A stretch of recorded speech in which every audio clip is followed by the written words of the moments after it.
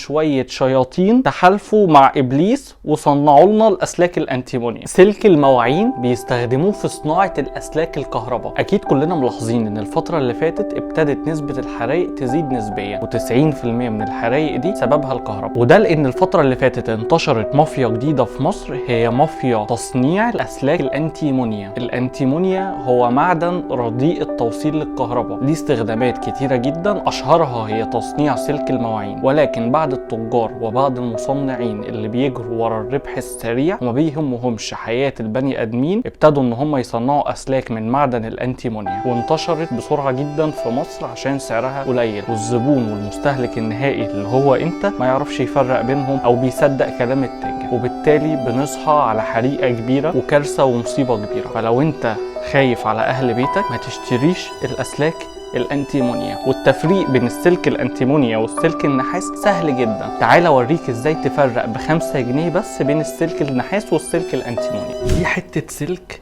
انتيمونيا، بصوا شبه النحاس ازاي وفيها لمعة النحاس كمان. ودي حتة سلك نحاس بقى بجد. هنجيب ولاعة زي دي ونجرب نولع فيه كده ونشوف ايه اللي هيحصل.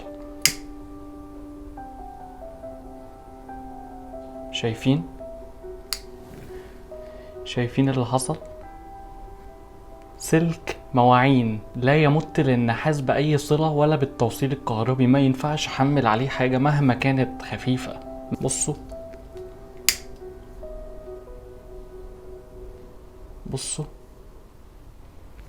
شايفين عملت ازاي؟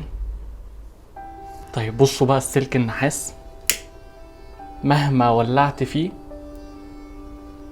مش هيحصل له اي حاجة، اخره ان هو هيفقد شوية من لمعته، ممكن يسود، ولو رجعت مسحته تاني هيرجع تاني زي ما كان. حد من التجار المحترمين كان بيتكلم في موضوع السلك الانتيمونيا وقال وصف عجبني جدا. قال ان التجار والمصنعين اللي بيصنعوا وبيتاجروا في الاسلاك الانتيمونيا هم عبارة عن شوية شياطين تحالفوا مع ابليس وصنعوا لنا الاسلاك الانتيمونيا. ناس ما بتخافش ربنا، ناس ما بتخافش على حياة الناس، وبيجروا ورا بس الفلوس والمكسب السريع. سلك ترمو 2 مللي، سعر السلك المعتمد عند اي تاجر محترم هتلاقيه في حدود 25 جنيه، في حين ان نفس المقاس من السلك ده بس انتيمونيا سعره بيتراوح من 10 جنيه لحد 15 جنيه. السلك المعتمد التاجر بيكسب فيه 2 جنيه او 3 جنيه في المتر، في حين ان السلك الانتيمونيا التاجر بيكسب فيه 7 جنيه و8 جنيه واكتر من كده كمان. فتيجي حضرتك كمستهلك نهائي مش عارف الفرق بين الاتنين، تقول على التاجر المحترم اللي بيخاف ربنا وجايب اسلاك معتمدة ان هو حرامي وسعره غالي، وتقول على الراجل التاني